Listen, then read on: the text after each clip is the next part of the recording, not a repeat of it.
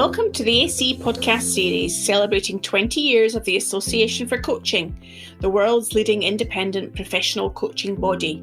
My name is Sue Stockdale and I'm delighted to bring you a few of our past interviews linked to the AC's flagship publication Coaching Perspectives, which I formerly hosted as Deputy Editor of the magazine. In July 2020, I interviewed former British rower Cath Bishop about how coaching can help produce an environment of psychological safety. Welcome listeners, it's Sue Stockdale here again with another Coaching Perspectives podcast. Today I am speaking to Cath Bishop, who is multi-talented. Her first career was as a British diplomat for over a decade, where she specialised in conflict issues and included postings to Bosnia and Iraq. And what she is most known for are her notable achievements as an Olympic rower. Cath was the first ever British world champion in women's rowing, partnering with Katherine Grainger to win the coxless pairs at the World Championships in 2003. And the pair won an Olympic silver medal in 2004 in Athens. So welcome, Cath. Hi, lovely to be here. Now, I also know you're working on a book, The Long Win, that challenges the often narrow lens that we have on what winning means. So I'm sure we'll get to explore that a little bit more in our conversation. Of course, you know, today our theme for this episode is Beyond Diversity. And I'm wondering, you've got your own experience of being in a partnership at the highest level in that boat with Katherine Grainger to win Olympic gold. Was there any room for diversity in that boat, or was sameness the really important thing? As is so often the case, there's a need for that paradoxical combination and paradoxical mindset. We are at the same time trying to achieve an incredible synchronicity whilst trying to explore different ways of improving that. So you're switching between the two in a way, trying to make sure that we are thinking in a similar way to respond well, but at the same time to draw on our different perspectives. So as you're having those conversations in between sessions, reviewing, looking for ways to go faster when you can't train harder anymore. Everybody's training physically as hard as you can. So the way that you get faster is to actually draw on the diversity that you have and to go outside of yourselves to other coaches, to other athletes, to retired athletes, to people you've known, in any walk of life, really, so that you can keep finding new ways to freshen it up because you've never finished getting faster. So the overall bigger purpose is within that umbrella is what drives that valuing diversity and finding new ways and different things to do to achieve that overall purpose. It is, it's purpose and a focus whereby success is about improvement. It's not about a finite moment. It's not just crossing the line first. It's not one race. It's not one moment. It's actually about creating this momentum where you're always looking to try new things. Some will work, some might not work. Some will work quickly, some will take longer. And through that, they might not work, but you learn something else. So the focus shifts much more on this performance process of improvement towards that bigger aim of exploring what's possible, if you like. That's how I probably frame the purpose. So it makes me intrigued to think about how you measure success for you, Cath. I mean, this, to be honest, has been a sort of fascinating question that has been hounding my thoughts for years and years, really, as I moved from a world where it was determined for me. At school, it was set in terms of the exams that you passed. Then university, a similar sort of process. And then coming into sport seemed to be the same. It's all about winning medals, getting selected, all of those sorts of things. Then hitting a bit of a barrier and thinking, I'm stuck here. I'm not actually exploring my potential fully. Or I've got to a point where in order to move on, those markers aren't helpful anymore. I'm also not valuing the things that I'm learning along the way, whether that's achievements and outcomes or simply the experiences I'm having of learning, of being exposed to different things, different high-performance professional environments. And that's really kind of what's been driving my thinking that's ended up in the book, The Long Win, where I want us to broaden our definition of what success means so that it's not one moment in time, it's not one target, it's much broader than that. And it's ongoing. It's about the way we achieve things or the way we go about things, that learning, growth, development process that coaching is really trying to nurture. And it's about making sure we have really strong relationships, which is often actually where the biggest value may well be coming from. And then it's about seeing, what's possible for me within that. And I think, you ask a lot of athletes, yes, we love the medals and they're hard fought and they remind us of all sorts of different moments in our lives. But it's really the incredible bonds, the incredible friendships, the experiences you shared with someone that nobody else shared. Nobody else sat literally a few centimetres away from you on the Olympic start line and felt what you were feeling at that time. That's what's so precious and really long lasting. And I carry that around me all the time. And I don't carry the medal around with me all the time. Yeah, it's an interesting point that you make there, Cath, because it almost seems to me there's a different evaluation of valuing success from an internal perspective and an external perspective. So society and the world values that medal, that moment in time. And yet, I know from my own expedition experiences as well, the camaraderie, the bonds, the friendships are the things that are most meaningful, which is what I'm hearing you say as well. Have you got any sense of how those two things, can they sit comfortably together? When we think about what does society value, then that's a kind of broad question of who are we thinking about. In the very immediate sense of, say, the media reporting, which is what we kind of immediately see, then I think that it's very uncomfortable for me that they are so narrow in what they value and in what they appreciate and praise and reward and put up on the pedestal, that doesn't help any of us. It doesn't help people looking at this, thinking these are role models, because they can't really learn the deeper experience about what is involved. So for me, there's a need to sort of shift the narrative, the stories that we're telling, whether it's through different forms of media, or whether we take a step back and actually think about other experiences that we might start writing about. And I think we have an opportunity through, digital media, through podcasts, where we listen to different stories than we're given in the sort of media, which, the kind of conventional media, if you like, where it's very much who came first, forget about the rest. I think people are hungry for more stories than that. I think you see that in the sorts of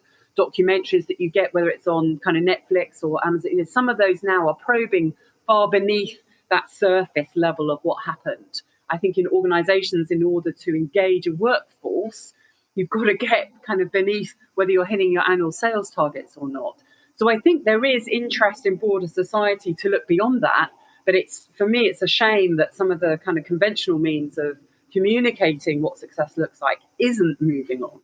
So that leads me to take you behind the curtain of your life in a different perspective, Cath, back to your diplomatic career. Because I think one of the things that diversity requires of any of us is to be comfortable with managing conflict and difference. And I'm wondering, you've obviously experienced that in your diplomatic career. What did you learn from that about how leaders with different agendas can negotiate and find their way through conflict situations? So in negotiations and in the learning I did around political negotiations, we sort of had two ways of trying to learn or train. There were some standard programs, but everybody realized that you can't learn this stuff in a book. And there was a lot then that was about just passing down stories, experiences of how negotiations that you thought were going to fail suddenly found some momentum, and contrary as well, how things that seemed to be set up for success didn't then succeed. And in a way, that's been another factor in my thinking about, we think something's going to be successful for some very superficial reasons. And then actually over the longer term, it doesn't play out like that. We need to look at a deeper level. And all of that sort of rich story about the reality of negotiations is about understanding the people within them. We would have sort of big technical briefings to read about whatever it was we were negotiating about, whether it's a peace agreement or an EU directive or whatever it might be. But actually, the negotiation was about what happened in the room. It was getting to know the people in the room that you were with and getting to know beyond the surface. So you'd have a job title, you'd have their name, that's probably on a little plaque in front of them. But what was really interesting is to know what happens beyond the title. Who are they? What do they really care about? What are they going to care about 6 months into negotiations? Or if it's an intense one, 6 days when you reach midnight, what are they going to care about then? How can you understand that? How can you understand their mood shift within the room? When we worked as a negotiating team, we would be looking for as many clues as possible, if you like, looking for the kind of diversity that existed, because any new dynamic often meant a potential to move forward. So again, when we worked in teams, we typically have somebody who's at the microphone, sort of putting forward what our viewpoint is, pushing for the things that we've agreed we're going to push with as a country, that we've decided in the Foreign Office, it's been signed off. But then the others in the team would be actually probably doing the really important negotiating, but the most important bit of watching what's happening in the room. How do people respond when we share our views on what we think is a good way forward? What's the mood shift? What's the language being used? What are people saying and what are they not saying? And when you're the person on the microphone, you can't pick all of that up. You need those others there. It's how professional negotiators work, police negotiators work in hostage situations. You have one person talking to the hostage negotiator, but actually you have others who are then kind of helping around that call to listen to the tone of voice. When is there a sort of shift? When is there an energy shift in the voice? When is the language changing? What new vocabulary is coming in? As soon as you get a glimpse of something new, that's an opportunity to go somewhere you haven't been before. Often when you've got difficult negotiations, you're stuck. You've got kind of one view against the other. You've been repeating them for months, years, sometimes centuries. So you need something different. You need that diverse perspective on something, a different word sometimes, a different concept that isn't associated in the same way as the traditional ones are. So you're always looking, you're trying to move forward. So you don't want to do what's been done before. So you're really kind of attuned to who are the different characters in the room and how can we use that to help us come to an understanding, to shift things forward in a small way. I love the way that you say there's many people in that negotiating team looking out for different things. It strikes me that a coach in the room with a coachee, their job is to do all of those things at the same time, which can be quite tough at times. Yes, and I suppose it's why we talk about listening so much as a part of coaching, why it's not necessarily what the coach is saying, and the coach doesn't have to come up with any answers. We don't want the coach to come up with the answers. Actually, the really effective coaches are the ones who can take time to be very present and to observe what's going on and then play that back rather than come up with a good answer. And that's, to me, one of the sort of critical factors between coaches who really can make a difference. So one of the other things that I've seen helps teams to work really effectively, Cath, is this concept of psychological safety, where people can believe they can contribute freely without fear or judgment, ridicule, recrimination, etc. And that can really help a team succeed. I'm imagining that that's been a key part of the success that you've experienced in teams. Would you agree with that? So I think it's difficult. I've seen quite a few teams where it's been a real struggle as well. A lot of my work now with businesses, with companies, with teams is very much trying to understand what does psychological safety look like. In my mind, this is a great kind of objective that people should be having, not, X sales by whatever, not the stuff that goes in the spreadsheet. I'm really interested, are leaders creating psychological safety and how are they going to know that? That's the sort of ongoing project for me. That's the long win. Yes, you might hit your targets this year, but actually what determines whether you'll continue to improve in the next few years is that cultural side. It is, are you creating an environment in which people can thrive and develop and feel safe? And I have found it often quite a challenge. So I think what I've brought to situations is I'm naturally someone who's quite curious and a bit of a challenger. And sometimes, I've played that role and it's been really uncomfortable. And sometimes, I've maybe played it little more scale and actually started to sort of shift the conversation. But I'm always in the place of trying to be a challenger. But it has not always been easy. I think the decade I spent in each career, I saw a shift happening. At the beginning, it was quite hard and it was quite uncomfortable. But by the end, people are starting to value this more because it is essential to getting your best outcomes. But it requires a massive effort and prioritization that you put this before those short-term outcomes that are screaming at you, that are in the diary. No, where in the week is psychological safety scheduled? That's a really great coaching question, I think, potentially. It's a great point you make there, Cath. Thinking about this notion of winning and success, one would imagine it requires a great deal of effortful focus in one given area to achieve that result. And therefore, having consciously said, no, I won't see my family for Christmas, or I won't miss my niece's birthday because I'm going to go and train to improve my performance to potentially win a medal, etc. If your focus in your book and your ideas about having the longer win and not short-term results, I'm wondering, does that mean then that we all just can relax now and have a greater degree of balance in our lives? Or do we put our effortful focus to something different? So it's about extent, isn't it? I love this question. I wish that we could be sort of spending, more time and that it's a question that I could hear more often happening around us, including in the sports world. What I see is that when the effortful focus is so extreme on one thing and you're sacrificing seeing your family, etc., burnout is high, huge additional pressure on the already existing pressure of competing against the rest of the world becomes almost overwhelming and enjoyment is lost, which also makes it hard to perform at doing something that you used to love. So what I see is that it becomes counterproductive if you don't have some sort of balance. Does balance mean it's easy? No. Does balance mean there's no effort? No.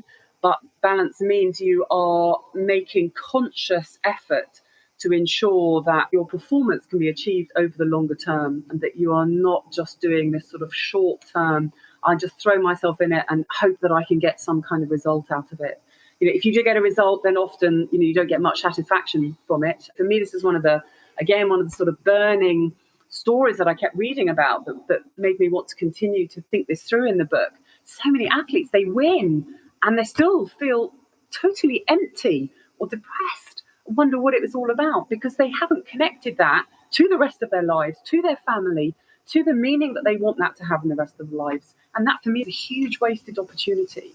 It actually doesn't enable you to, I believe, to reach your potential. So this idea about giving our effort across a broader range of things that will yield benefit in the longer term. I'm thinking about leaders in organizations, perhaps that you've observed, who have been given the edict that they have to focus on diversity and inclusion more to have the long win for their organization.